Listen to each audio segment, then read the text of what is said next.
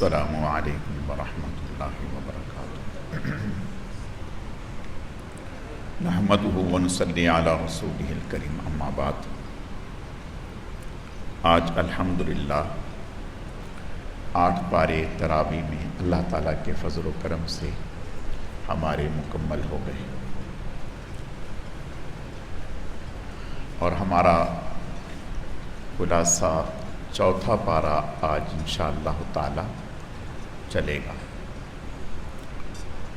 چوتھے پارے میں اللہ پاک فرماتے ہیں وَلِلَّهِ عَلَى النَّاسِ حِجُّ الْبَيْتِ مَنِ اسْتَطَاعَ إِلَيْهِ سَبِيلًا،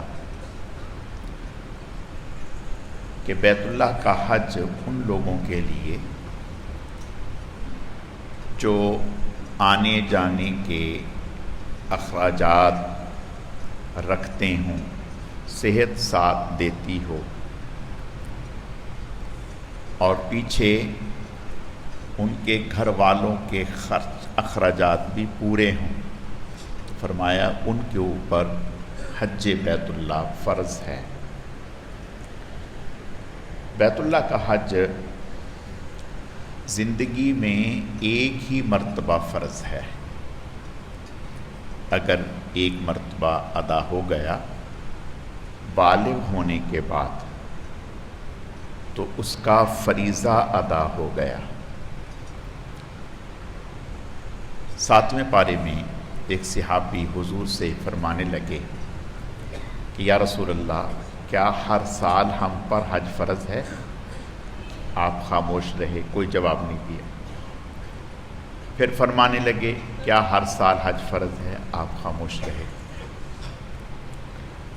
پھر آپ نے فرمایا کہ دیکھو، اگر میں کہہ دیتا ہاں تو کیا میری امت کے ہر آدمی کو اس بات کی استطاعت تھی کہ وہ ہر سال حج کر لیتا؟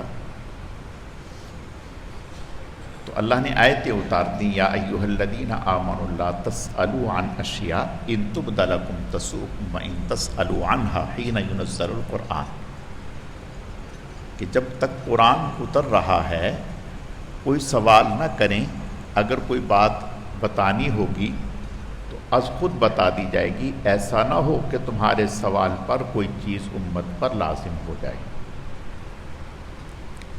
تو بہرحال، اور یہ حج بیت اللہ صرف بیت اللہ ہی میں اللہ نے شروع سے اب تک اس کو فرض کیا ہے، یعنی بیت المقدس میں حج نہیں ہے۔ حج جو ہے حالانکہ قبلہ وہ بھی رہا، اور بہت سارے نبیوں، بنی اسرائیل کے بہت سارے نبیوں کا قبلہ بیت المقدس رہا۔ حضور صلی اللہ علیہ وسلم بھی 16-17 ماہ بیت المقدس کی طرف منہ کر کے نماز ادا کرتے رہے، لیکن قبلہ شروع سے اب تک، حج شروع سے اب تک بیت اللہ میں ہی ہوا، بیت المقدس میں نہیں ہوا۔ اگلی آیات میں قل یا اہل الکتاب لم تکفرون بآیات اللہ وانتم تشہدون قل یا اہل الکتاب لم تصدون عن سبیل اللہ من آمن تبغونها عوجا وانتم شہداء وما اللہ بغافل عما تعملون۔ ایک یہودی تھا، منافق ٹائپ کا آدمی تھا، اور دل میں سمان اس کا نام تھا، مسلمانوں کا بہت کینہ رکھتا تھا۔ آپ صلی اللہ علیہ وسلم کی مدینہ تشریف آوری سے پہلے 2 قبیلے مدینہ میں آباد تھے، اوس اور خزرج۔ ان کی دیرینہ آپس میں دشمنی تھی، لڑائیاں تھیں، 20 آدمی ایک دوسرے کے انہوں نے قتل کر دیے تھے۔ حضور صلی اللہ علیہ وسلم کی برکت سے اللہ نے ان میں آپس میں محبت پیدا کر دی۔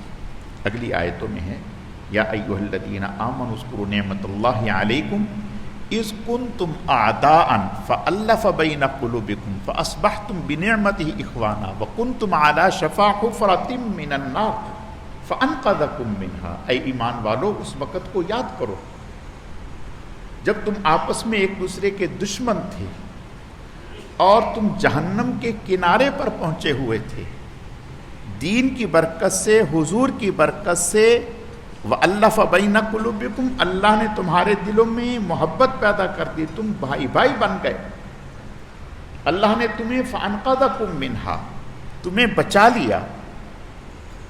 تو اس طرح سے پہلے آپس میں دشمنیاں تھیں، حضور کے آمد سے، اسلام کی برکت سے اللہ نے دلوں میں محبت پیدا کر دی۔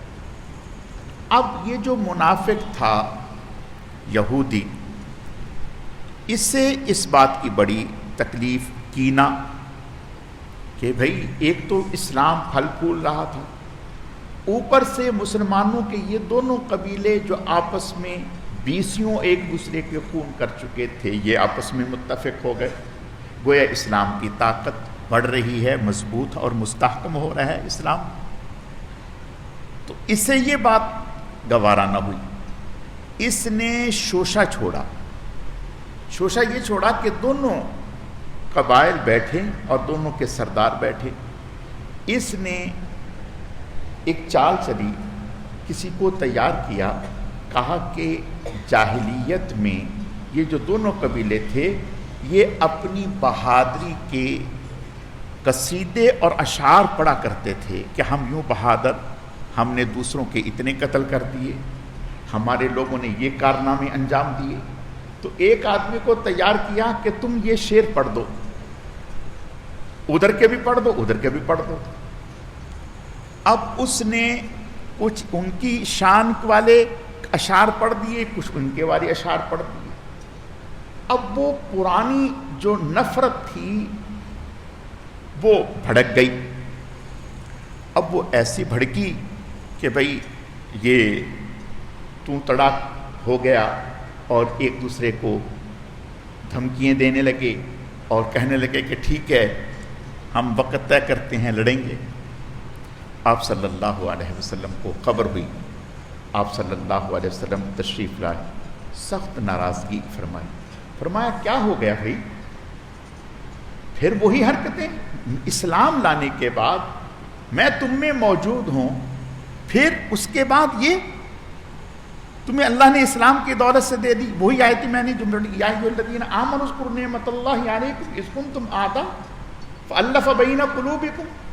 آپ صلی اللہ علیہ وسلم نے خوب تنبیہ فرمائی، آپ کی تنبیہ کا اثر یہ ہوا دونوں طرف کے لوگ رونے لگے اور اٹھ کے ایک دوسرے سے گلے ملے اور ایک دوسرے سے معافی مانگی، اور پھر اللہ پاک نے ان کے قلوب کو آپس میں ملا دیا۔ اگلی آیات میں اللہ پاک فرماتے ہیں یا ایھا الذین آمنوا اتقوا اللہ حق تقاتہ ولا تموتن الا وانتم مسلمون واعتصموا بحبل اللہ۔ فرمایا کہ اے ایمان والو تقوی اختیار کرو، تقوی اختیار کرو، ایک، اور دوسرا واعتصموا بحبل اللہ جمیعا ولا تفرقوا، آپس میں اختلاف پیدا نہ کرو۔ تمہاری مضبوطی کا، تمہاری کامیابی کا، تمہارے استحکام کا، تمہارے پھلنے پھولنے کا راز اور بنیاد دو چیزیں ہیں، تقوی اور آپس میں اتفاق و اتحاد، آپس میں محبت۔ یہ دونوں تم میں رہیں گی تو دنیا کی کوئی طاقت تمہیں نیچا نہیں دکھا سکے گی، اور اگر خدا نہ خواستہ آپس میں اتفاق و اتحاد ختم ہو گیا، تقوی تو ہے، آپس میں لڑائی ہو گئی، تو حضور علیہ الصلوۃ والتسلیم نے ارشاد فرمایا کہ جیسے اس طرح بالوں کو موڑ دیتا ہے، ایسے ہی آپس کی لڑائی دین کو موڑ دیتی ہے، دین کو ختم کر دیتی ہے۔ دوسری جگہ فرمایا وَلَا تَنَازَعُوا فَتَفْشَلُوا وَتَذْهَبَ رِيحُكُمْ وَاصْبِرُوا إِنَّ اللَّهَ مَعَ الصَّابِرِينَ۔ اے ایمان والو آپس میں تنازع نہ کرو، اس سے تمہاری شان و شوکت، تمہاری ہیبت، تمہاری قوت وہ جاتی رہے گی اور دشمن اس سے فائدہ اٹھائے گا۔ تو اللہ پاک نے ان آیتوں میں دو چیزوں کی تعلیم دی۔ اگلی آیتوں میں اللہ فرماتے ہیں یوم تبیض وجوہ وتسود وجوہ فاما الذین اسودت وجوہہم اکفرتم بعد ایمانکم فذوقوا العذاب بما کنتم تکفرون۔ قیامت کے دن کچھ لوگ ایسے ہوں گے جن کے چہرے چمک رہے ہوں، سفید 14ویں رات کے چاند کی طرح، اور کچھ کے چہرے سیاہ ہوں گے۔ اب چہرے کن کے چمک رہے ہوں گے؟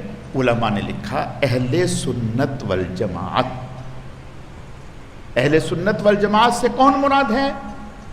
وہ لوگ جو حضور صلی اللہ علیہ وسلم کی تعلیمات اور صحابہ کرام کے طریقے پر چلنے والے لوگ ہیں، اور جو گمراہ فرقے ہیں، بھٹک جانے والے لوگ ہیں، ان کے چہرے سیاہ ہوں گے۔ بعض علماء نے لکھا کہ اس سے مراد مہاجر اور انصار ہیں، صحابہ کرام، اور جن کے چہرے سیاہ ہوں گے وہ خوارج ہیں۔ یہ ایک جماعت تھی جو صحابہ کرام کے زمانے میں اور حضرت علی رضی اللہ تعالیٰ عنہ کے زمانے میں یہ پیدا ہوئی تھی، اور یہ کہتے تھے ہم حق پر ہیں، عبادت بہت کرتے تھے، لیکن یہ صحابہ کرام کے قتل کو جائز سمجھتے تھے۔ بعض نے فرمایا کہ اس سے مراد وہ ہے ان کے چہرے سیاہ ہوں۔ اگلی آیتوں میں فرمایا وَلْتَكُن مِّنْكُمْ أُمَّةٌ يَدْعُونَ إِلَى الْخَيْرِ يَأْمُرُونَ بِالْمَعْرُوفِ وَيَنْهَوْنَ عَنِ الْمُنكَرِ وَأُولَٰئِكَ هُمُ الْمُفْلِحُونَ۔ تم میں سے ایک جماعت ایسی ہونی چاہیے جو اچھے کاموں کی تعلیم کرے، لوگوں کو اچھے کاموں کی طرف راغب کرے، متوجہ کرے، بلائے، اور برائی سے روکے۔ یعنی گاڑی کے دو پہیے، ایک اچھے کاموں کی تعلیم اور ساتھ برائی سے روکنا۔ اگر صرف اچھے کاموں کی تعلیم ہے اور ساتھ میں برائی سے نہیں روکنا تو پھر ایک ٹائر پہ گاڑی نہیں چلتی۔ تو فرمایا یہ دونوں، اور اللہ کے نبی نے ارشاد فرمایا مَن رَأَىٰ مِنْكُم مُنْكَرًا فَلْيُغَيِّرْهُ بِيَدِهِ فَإِن لَّمْ يَسْتَطِعْ فَبِلِسَانِهِ فَإِن لَّمْ يَسْتَطِعْ فَبِقَلْبِهِ وَذَلِكَ أَضْعَفُ الْإِيمَانِ۔ فرمایا جب کسی برائی کو ہوتے ہوئے دیکھو تو اللہ نے اگر قدرت دی ہے تو ہاتھ سے روکو۔ اب علماء نے لکھا کہ ہاتھ سے روکنا یہ کس کا دائرہ اختیار ہے؟ دیکھو بھائی، اگر ہم میں سے ہر ایک ہاتھ میں ڈنڈا لے کے برائیوں کو روکنے کے لیے چلا جائے گا تو خیر سے فساد پھیل جائے گا، فساد پھیل جائے گا۔ تو علماء نے لکھا کہ اس اللہ کے نبی صلی اللہ علیہ وسلم نے اس میں 3 دائرے بتلائے ہیں۔ پہلا دائرہ حکومت کا، حکومت کو اللہ نے اختیار دی ہے، حکومت کو اللہ نے طاقت دی ہے، حکومت کو اللہ نے لاٹھی دی ہے۔ یہ حکومت کا کام ہے کہ اگر کوئی گناہ کے کام ہو رہے ہیں، کوئی ایسی منکرات ہو رہی ہیں تو انہیں چونکہ طاقت دی ہے تو وہ طاقت سے ان کو روکے۔ اللہ ہماری حفاظت فرمائے۔ جہاں حکومت کی ناک کے نیچے خود ایسے کام پروان چڑھیں گے تو وہاں روکے گا کون؟ تو فرمایا یہ دائرہ حکومت کا، یا یہ کام باپ والد وہ اپنی اولاد کو ہاتھ سے روک سکتا ہے، وہ روکے۔ اللہ کے نبی صلی اللہ علیہ وسلم نے ارشاد فرمایا باپ کی ڈانٹ اولاد کے لیے رحمت ہے۔ آپ نے ارشاد فرمایا گھر میں کوڑا لٹکا کے رکھو، مارو نہیں، لٹکاؤ، ڈراؤ، یعنی پتہ ہونا چاہیے بھی یہ برس بھی سکتا ہے۔ حضرت عمر رضی اللہ تعالیٰ عنہ کوڑا لٹکا کے رکھتے تھے، اور کسی حکم نافذ کرنے سے پہلے گھر والوں کو کہتے تھے سنو یہ کام میں بتانے جا رہا ہوں لوگوں کو، تمہیں بتا رہا ہوں سب سے پہلے کہ سیدھے چلنا ورنہ یہ کوڑا سب سے پہلے تمہارے اوپر برسے گا۔ تو آپ نے فرمایا کہ کوڑا گھر میں لٹکائے تاکہ خوف رہے، بچوں میں خوف رہے، اللہ کی نافرمانی نہ ہو۔ تو میں عرض یہ کر رہا تھا کہ گناہ کے کام سے روکنا حکومت کا کام، والد کا کام، شوہر بیوی کے لیے یہ ان لوگوں کے کام، اور دوسرا زبان سے سمجھانا یہ علماء کا کام ہے، اہل علم کا، جنہیں اللہ نے علم دیا ہے، جو سمجھتے ہیں اچھے اور برے کی تمیز کو، وہ لوگوں کو سمجھائیں۔ یا اس کے علاوہ جو اہل علم ہیں، جو عام برائیاں معاشرے میں پھیلی ہوئی ہیں، جنہیں ہر ایک سمجھتے ہیں، انہیں اچھے طریقے سے عام لوگ بھی لوگوں کو کہیں، سمجھائیں کہ بھئی یہ گناہ کا کام ہے۔ مثال کے طور پر ایک آدمی نماز نہیں پڑھ رہا، ایک آدمی نماز نہیں پڑھ رہا، یہ تو میں اور آپ سبھی کہہ سکتے ہیں نا، یہ اس کے لیے بھی مولوی آئے گا نہیں، یہ میں اور آپ سبھی کہہ سکتے ہیں۔ ہم سب کی ذمہ داری ہے کہ ہم لوگوں اس کو کہیں، متوجہ کریں، یا کوئی اور غلط کام ہے، گناہ کا کام ہے، ہم اس کو اچھے طریقے سے کہہ سکتے ہیں، سمجھا سکتے ہیں۔ ہم کہتے ہیں کہ ارے جی ہم اگر کہیں گے تو وہ برا مان جائیں گے، ہم اگر کہیں گے تو وہ برا مان جائیں گے۔ قربان جائیں جناب رسول اللہ صلی اللہ علیہ وسلم پر آپ نے بہت ہی اچھی مثال دی اور اس مثال سے بات کو سمجھایا۔ فرمایا دیکھو بھئی، ایک جہاز ہے جو پانی میں چل رہا ہے، اس کے دو درجے ہیں، ایک نیچے اور ایک اوپر۔ نیچے والے جو ہیں وہ پانی کے لیے، جب انہیں پانی پینے کے لیے ضرورت ہے، وضو کے لیے ضرورت ہے، تو وہ اوپر والے درجے میں جاتے ہیں، جا کے اب دروازہ، ابھی ایک جا رہا ہے، دوسرا جا رہا ہے، تیسرا جا رہا ہے، اب وہ گھڑی گھڑی دروازہ کھول رہے ہیں، پانی دے رہے ہیں، پانی دے رہے ہیں۔ تو نیچے والوں نے سوچا کہ بھائی ہم بار بار اوپر جاتے ہیں، انہیں تو بڑی تکلیف ہوتی ہے، ہم کوئی حل نکالیں۔ اب ان کی کابینہ بیٹھ گئی حل نکالنے کے لیے۔ انہوں نے حل کیا سوچا؟ سر جوڑے، حل یہ سوچا کہ بھئی ایک تختہ جہاز کا نیچے سے توڑتے ہیں، خیر سے سمندر کا پانی وافر مقدار میں آئے گا، ہم خود کفیل ہو جائیں گے اور اوپر والوں کو کوئی ڈسٹرب نہیں کریں گے، تکلیف نہیں دیں گے۔ اوپر والوں کو بھی پتہ چلا کہ ماشاءاللہ سے نیچے والوں نے بڑا اچھا مشورہ کیے ہیں، اور انہوں نے سوچا کہ بھی، انہوں نے کہا کہ بھی یہ جانے ان کی بلا، یہ جانے ان کی بلا، ہمیں کیا لگے، ہم ان کو سمجھائیں اور یہ ناراض ہو جائیں، منہ بنائیں۔ تو آپ نے ارشاد فرمایا ان کی اس حماقت پر اگر اوپر والے نہیں روکیں گے تو دونوں ڈوب جائیں گے، بچے گا کوئی نہیں، بچے گا کوئی نہیں۔ آپ نے فرمایا اس وقت ان کی ناراضگی کی پرواہ نہ کریں، بلکہ حکمت سے، تدبر سے، جیسے کیسے بھی ہیں انہیں سمجھائیں۔ فرمایا بالکل اسی طرح مومن کی مثال ہے، اگر وہ کسی گناہ میں مبتلا ہے تو اللہ تعالیٰ نے جس کو دی ہے، ہمت دی ہے، تو وہ اس کو کہے، سمجھائے، اس کی پرواہ نہ کرے وہ برا مان جائے، کوئی بات نہیں۔ دیکھو بھائی، حضرت شیخ الحدیث مولانا محمد زکریا رحمۃ اللہ علیہ، حکیم الامت مولانا اشرف صاحب تھانوی رحمۃ اللہ علیہ، حضرت فرماتے ہیں کہ دیکھو اگر بچے کے ہاتھ میں پھوڑا نکل آئے، پھوڑا، اور وہ اتنا سوج جائے، پس پڑ جائے، اب ڈاکٹر کیا کہتا ہے؟ وہ کہتا ہے کہ بھئی انجیکشن لگے گا اور پھر اس کو کاٹیں گے، اس کا پس نکالیں گے اور پھر اس کے اوپر مرہم پٹی کریں گے، پھر یہ ٹھیک ہو جائے گا۔ اب وہ بچہ کب چاہتا ہے یہ؟ وہ تو روئے گا، اور اگر اس کو پکڑ کے لے کے بھی جائیں گے تو وہ گالیاں بھی دے گا، لاتے بھی چلائے گا، ہاتھ بھی چلائے گا، کہے گا تم سب میرے دشمن ہو، لیکن حقیقت میں دشمن نہیں، اس سے محبت ہے، اس کا ہاتھ بچانا مقصد ہے۔ تو فرمایا کہ جیسے اپنے بچے کو صرف سمجھاتے نہیں بیٹا جی اس میں تو ہاتھ ضائع ہو جاتا ہے، اس میں ایسا ہوتا ہے، نہیں، یہ نہیں کرتے، پکڑتے ہیں اور پکڑ کے لے جاتے ہیں اور اس کو علاج کرواتے ہیں۔ تو فرمایا بالکل اسی طرح سے یہی درد مسلمان اور مومن کا ہمارے دل میں ہونا چاہیے۔ اور تیسرا درجہ فرمایا کہ دل سے برا جاننا، وذالک اضعف الایمان، فرمایا یہ ایمان کا سب سے کمزور درجہ ہے۔ اب دیکھو بھائی،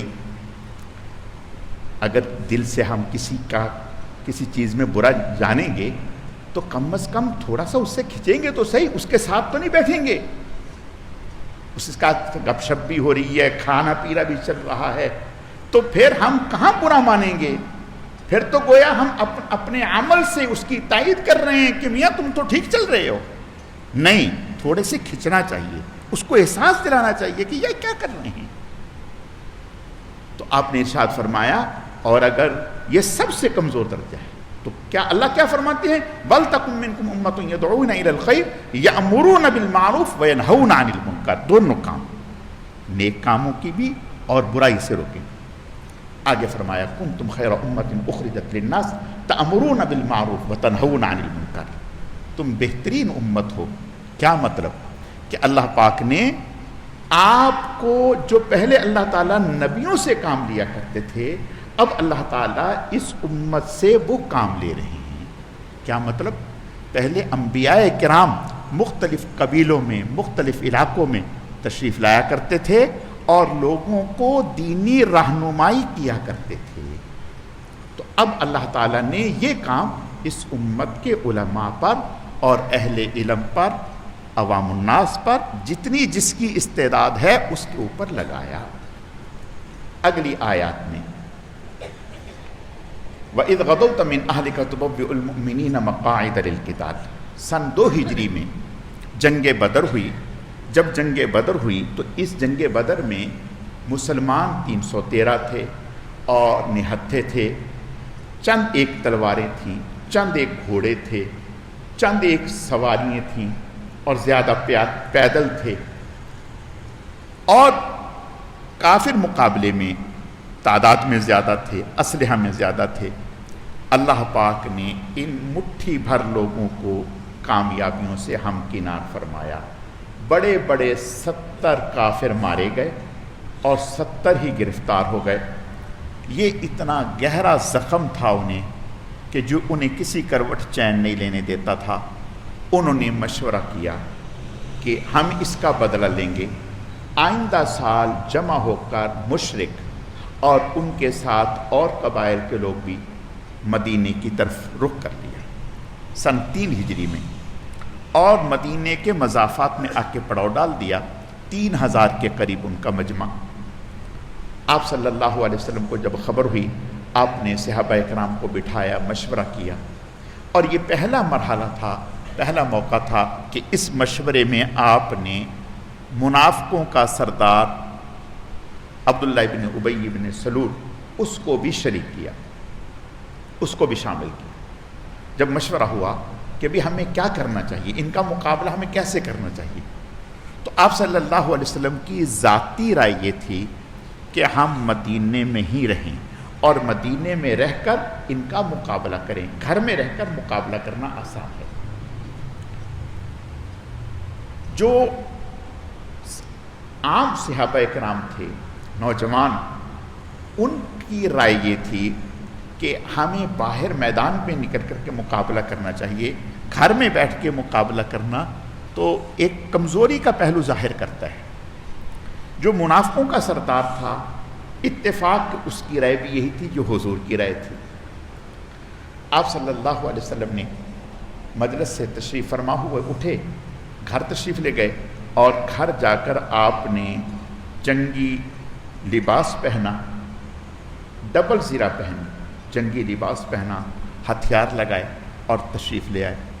بعد میں جو صحابہ کرام تھے انہیں خیال ہوا کہ شاید ہم نے کچھ زیادہ ہی اصرار کر دیا، اس وجہ سے حضور علیہ السلام کی رائے کو ہی ہم لے لیتے۔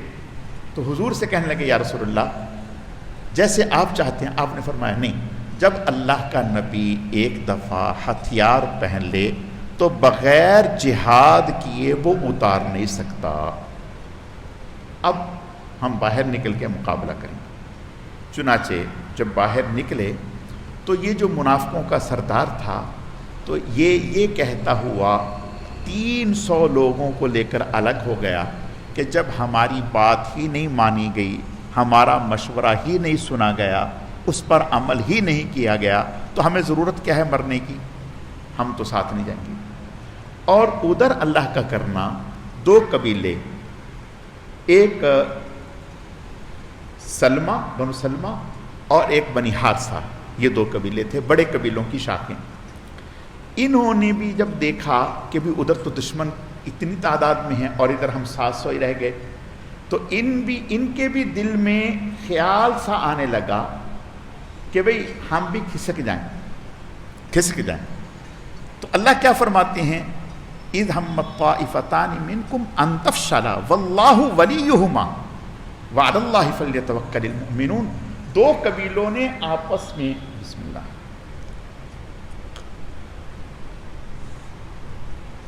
دو قبیلوں نے سوچا کہ ہم نکل جائیں، بزدلی دکھائیں، واللہ ولیہما، اللہ نے ان کی سرپرستی فرمائی اور ان کے قدم اکھڑنے نہیں دیے، ان کے قدم اکھڑنے نہیں دیے۔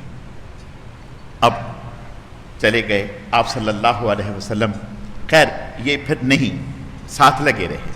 آپ صلی اللہ علیہ وسلم نے احد میں جا کر کے صفیں بنائیں، اور صفیں اس طرح سے بنائیں کہ احد کو اپنے پیچھے رکھا، اور پیچھے سے ایک راستہ آتا ہے جو ہمارے ساتھ عمرے پہ کئی دفعہ ساتھی گئے ہیں، ان کو بتایا ہم نے کہ وہ راستہ کون سا ہے جہاں سے مشرکین نے حملہ کیا تھا، اور ہمیں یہ بات سمجھائی تھی مفتی نظام الدین مولانا محمد یوسف لدھیانوی رحمۃ اللہ علیہ، مفتی نظام الدین شامزئی رحمۃ اللہ علیہ، مفتی عبدالرؤف سکھروی رحمۃ اللہ علیہ، مفتی سعید جلال پوری صاحب رحمۃ اللہ علیہ، اور ان حضرات کے ساتھ اللہ پاک نے ہمیں عمرے کی سعادت بخشی، اور زیارتیں بھی ان حضرات کے ساتھ۔ تو وہاں مفتی صاحب نے ہمیں بتایا کہ یہ جگہ تھی، آپ صلی اللہ علیہ وسلم نے ایک پیچھے سے ایک جگہ تھی، تو وہاں پر آپ نے 50 لوگوں کو کھڑا کر دیا۔ آپ نے فرمایا کہ دیکھو تم ہماری پیٹھ کے پیچھے ہو، تم نے یہ جگہ نہیں چھوڑنی، خطرہ تھا کہ دشمن پیچھے سے حملہ کرے گا۔ آپ نے فرمایا کہ پرندے ہماری بوٹیاں نوچ لیں، آپ نے نہیں ہلنا، اور ہم دشمن کو مار بگائیں، آپ نے نہیں ہلنا۔ تو اب لڑائی شروع ہوئی۔ پہلے ہی مرحلے میں اللہ نے مسلمانوں کو کامیابی سے ہمکنار کیا، کافروں کے قدم اکھڑ گئے۔ جب ان کے قدم اکھڑ گئے وہ بھاگنے لگے۔ جب وہ بھاگنے لگے اور میدان خالی ہو گیا تو مسلمان جو ہیں کچھ ان کے تعاقب میں چلے گئے، ان کا پیچھا کرنے، ان کو بھگا رہے تھے، اور کچھ جو ہیں ان کی چھوڑی ہوئی چیزوں کو وہ سمیٹنے لگے۔ اب یہ جو اوپر 50 لوگ کھڑے تھے، ان میں کچھ تو کہنے لگے کہ ہم یہاں کھڑے ہو کے کیا کریں گے، ہمیں بھی نیچے جانا چاہیے اور نیچے جا کے اپنے مسلمان ساتھیوں کا ہاتھ بٹانا چاہیے۔ اور کچھ نے کہا، جو امیر تھے انہوں نے، اور ان کے ساتھ 10-12 اور تھے، انہوں نے کہا کہ نہیں، ہم یہاں سے نہیں ہلیں گے، اللہ کے نبی نے منع کیا تھا کہ کچھ بھی ہو جائے۔ انہوں نے کہا اب کھڑا ہونا فضول ہے۔ نتیجہ ان میں آپس میں تھوڑا سا اختلاف ہوا، تو 12 کے قریب 12-13 لوگ رک گئے اور باقی نیچے اتر گئے۔ اور ادھر جو کافر بھاگے میدان چھوڑ کے، تو ان کی سپہ سالاری کر رہے تھے حضرت خالد بن ولید رضی اللہ تعالیٰ عنہ، جو ابھی مسلمان نہیں ہوئے تھے۔ حضرت خالد بن ولید رضی اللہ تعالیٰ عنہ بڑے مدبر تھے اور بڑے زبردست جرنیل تھے اور زیرک تھے۔ حضرت بھاگتے ہوئے جا رہے تھے، اپنے مشرکوں کے لوگوں کو پیچھے دیکھا تو دیکھا یہ جگہ خالی ہے، 10-12 لوگ ہیں۔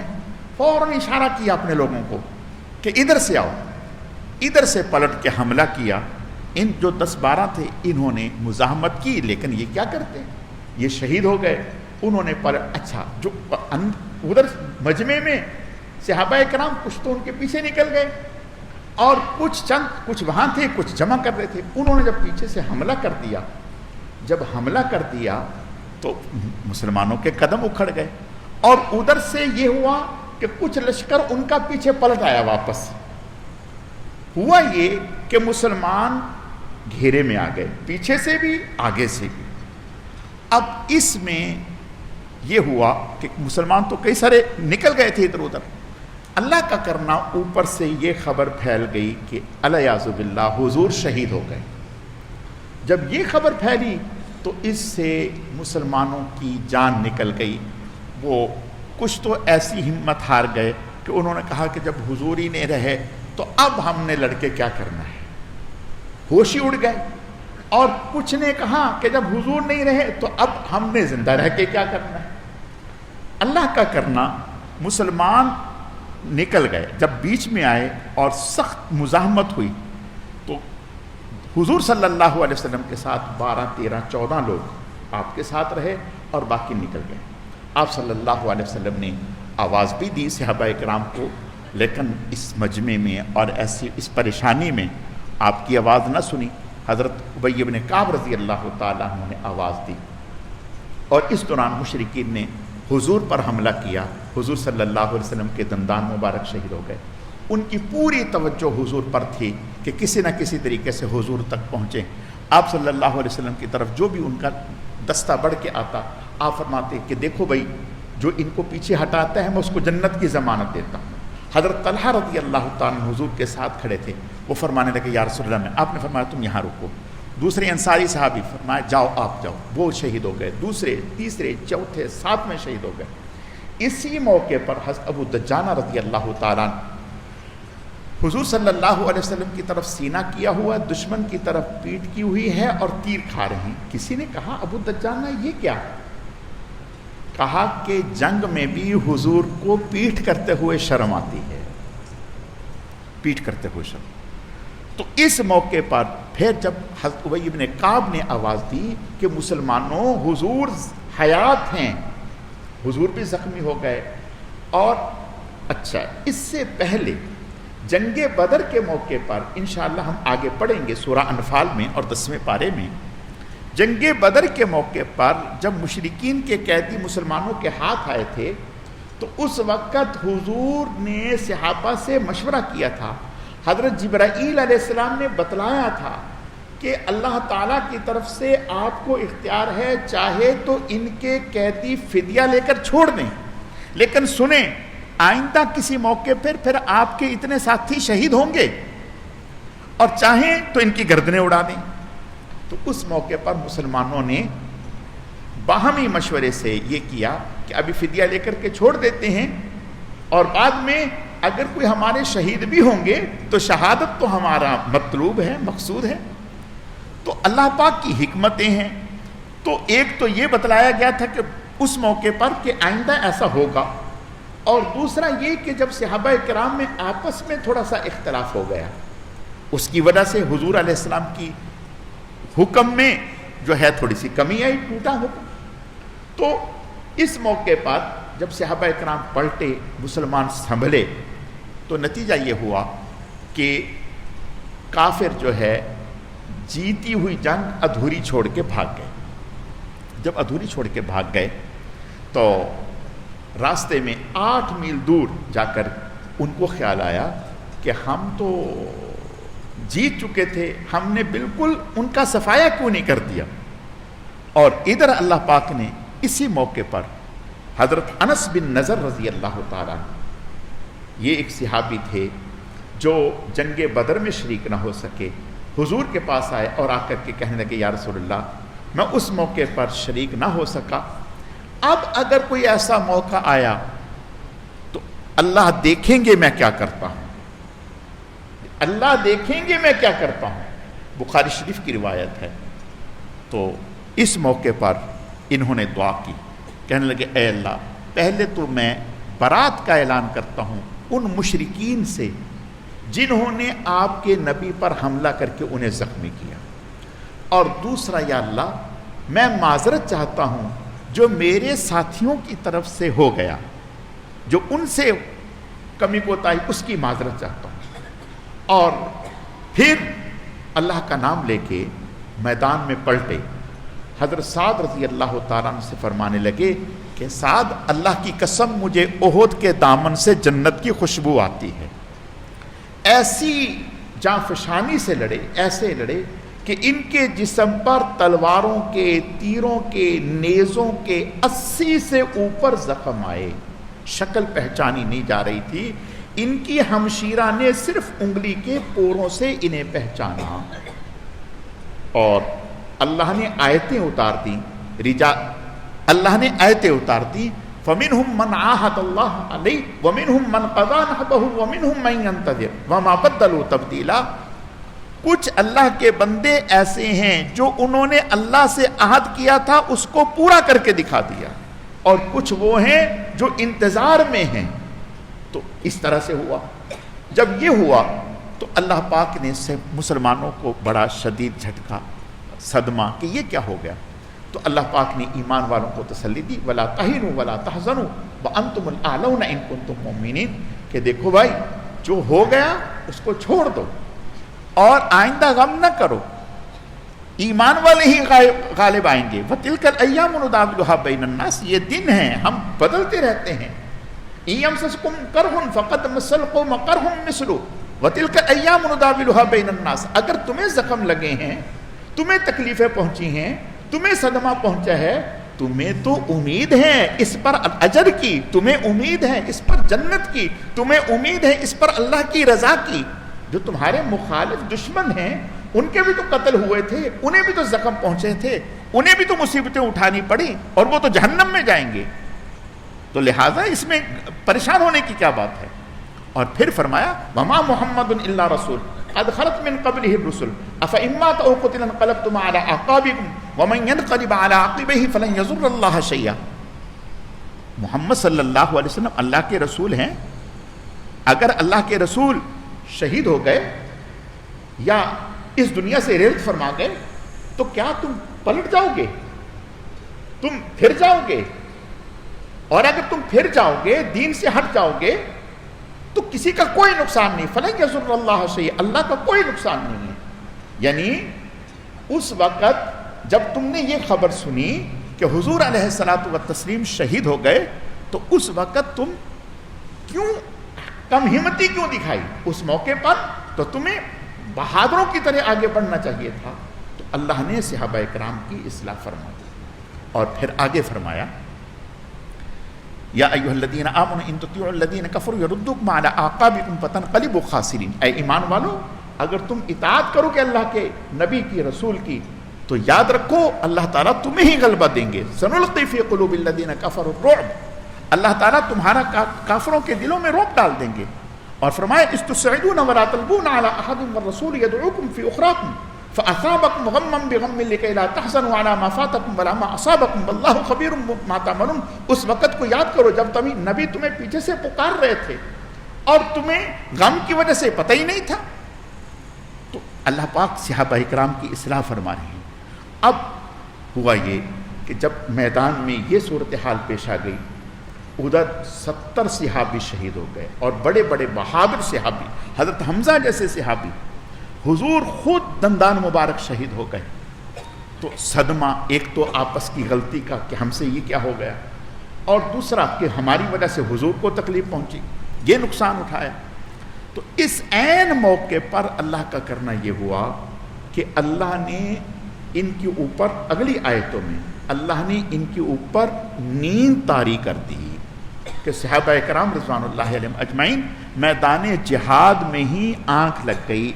हज़रत अली फरमाते हैं कोई सहाबी नहीं ऐसा था जो सोया ना हो, सब की आंख लग गई।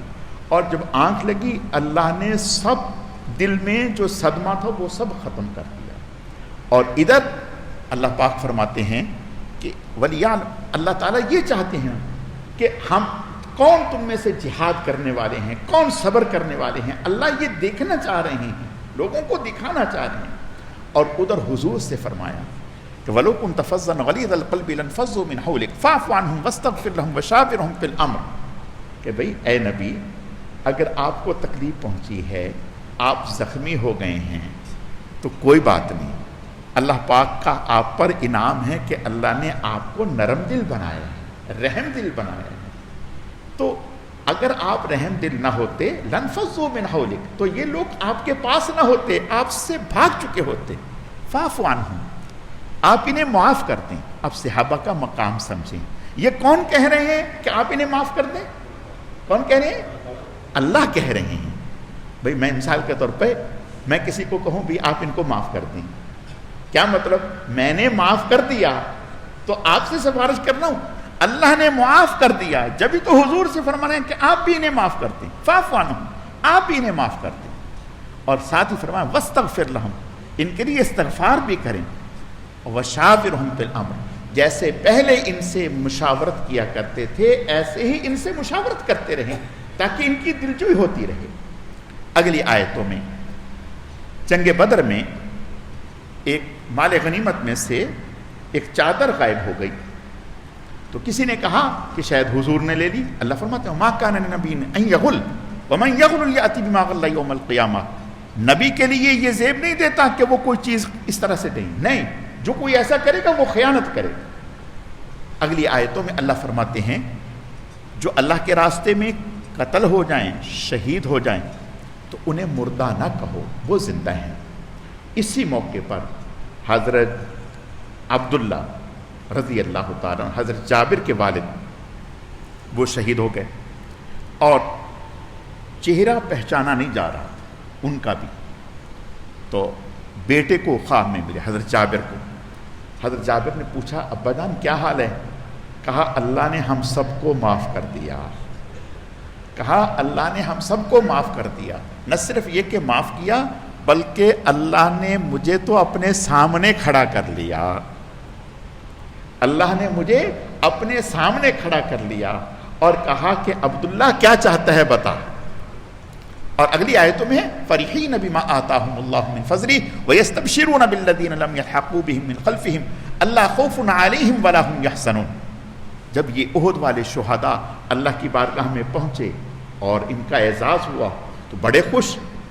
اللہ سے کہنے لگے یا اللہ پاک ہمارا دل چاہتا ہے کہ تھوڑا سا ہمیں وقت دیں، ہم جا کر پیچھے صحابہ کو تو بتا دیں، وہ بیچارے صدمے میں ہوں گے کہ ہم کس مزے میں ہیں. اللہ نے فرمایا کہ نہیں آپ پریشان نہ ہوں، ہم خبر دیں گے، ہم خبر دیں گے. اللہ فرماتے ہیں کہ وہ اتنے خوش ہیں جو اللہ نے انہیں دیے ہیں کہ جس کا تصور بھی نہیں، وہ اتنے خوش ہیں، وہ اتنے خوش ہیں. اور حدیث شریف میں آتا ہے کہ جب شہید آئے گا تو ایک اس کا پروٹوکول ہوگا، ایسی کستوری اور عنبر کی خوشبو آئے گی کہ جس کا تصور بھی نہیں کیا. اور جیسے ہی شہید میدان میں شہید ہو کر کے گرتا ہے فوراً اس کی حور پہنچ جاتی ہے، اس کا چہرہ صاف کرتی ہے فوراً. تو اللہ پاک نے اگلی آیتوں میں جب یہ صحابہ اکرام کو پتہ چلا، وہ کافر ہمراء الحسد مدینے سے 8 میل دور جا کے آپس میں مشورہ کرنے لگے کہ ہمیں دوبارہ جانا چاہیے. اور جا کر کے کسی آدمی کو پیسے دیے کہ جا کے ان کو خبر پھیلاؤ مدینے میں کہ وہ دوبارہ حملہ کر رہے ہیں. حضور کو اطلاع ملی. آپ نے صحابہ کو کہا الذین استجابوا للہ والرسول من بعد ما اصابهم القرح للذین احسنوا منهم واتقوا اجر. چلو بھائی. اور فرمایا سنو وہی نکلیں گے جو کل ہمارے ساتھ تھے. نہیں جو کل ساتھ تھے وہی جائیں گے. سارے صحابہ اکرام زخموں سے چور اور حضور کی آواز پر لبیک کہا، لبیک یا رسول اللہ، لبیک یا رسول اللہ، ہم حاضر ہیں یا رسول اللہ، ہم حاضر ہیں. فوراً میدان میں نکلا اور آپ صلی اللہ علیہ وسلم ان کو لے کر کے نکلے. جب مشرکوں کو ایک شخص جو ہے وہ مدینے سے مکے جا رہا تھا لیکن مسلمانوں سے ہمدردی رکھتا تھا تو کافر. ابو سفیان سے ٹاکرا ہو گیا. ابو سفیان نے اس کو کہا کہ سناؤ. اس نے کہا تم سمجھو وہ حضور علیہ السلام اپنے ساتھیوں کو لے کر کے تمہارے پیچھے پہنچنے والے ہیں، نہ جانے کہاں پکڑ لیں تمہیں، تم اپنی خیر مناؤ. وہ انہوں نے دڑکی لگا دی، بھاگے وہاں سے. اللہ پاک نے مسلمانوں کا رعب ان کے دلوں میں ڈال دیا. اور پھر صرف رعب ہی نہیں، وہاں بازار لگا ہوا تھا، مسلمانوں نے وہاں خرید و فروخت کی، اللہ نے نفع دیا. تو اللہ پاک فرماتے ہیں ایمان والوں کو کہ ان کے جب یہ مسلمانوں نے یہ خبر سنی فزادہم ایمانا وقالوا حسبنا اللہ ونعم الوکیل، ان کے ایمان میں اور اضافہ ہوا. یعنی ڈرے نہیں، گھبرائے نہیں، اور یہ بھی نہیں کہا مروا دیا بھائی، مروا دیا، نبی نے مروا دیا، ارے کل تو ہم زخموں سے چور ہو کے آئے ہیں آج پھر کہہ رہے ہیں. نہیں، فوراً سر تسلیم خم کر کے. یہ صحابہ اکرام کی شان ہے. اگلی آیتوں میں ایک ٹائم ہو گیا، انشاءاللہ کل سورہ نساء سے چلیں گے. الحمدللہ رب العالمین والعاقبۃ للمتقین والصلاۃ والسلام علی سید المرسلین. اللہم صلی علی محمد النبی الامی وعلی آلہ واصحابہ وبارک وسلم وصلی علیہ. رب اغفر وارحم وانت خیر الراحمین. اے اللہ جو کچھ کہا سنا گیا اپنی بارگاہ میں قبول فرما، کمی کوتاہیوں کو معاف فرما، اعمال میں اخلاص پیدا فرما، اپنی رضا نصیب فرما، بہکنے بھٹکنے گمراہ ہونے سے ہماری حفاظت فرما، ہم سب کو اپنے نیک اور محبوب بندوں میں شامل فرما، خاتمہ ایمان پر فرما. سبحان ربک رب العزت عما یصفون وسلام علی المرسلین والحمد للہ رب العالمین برحمتک یا رب.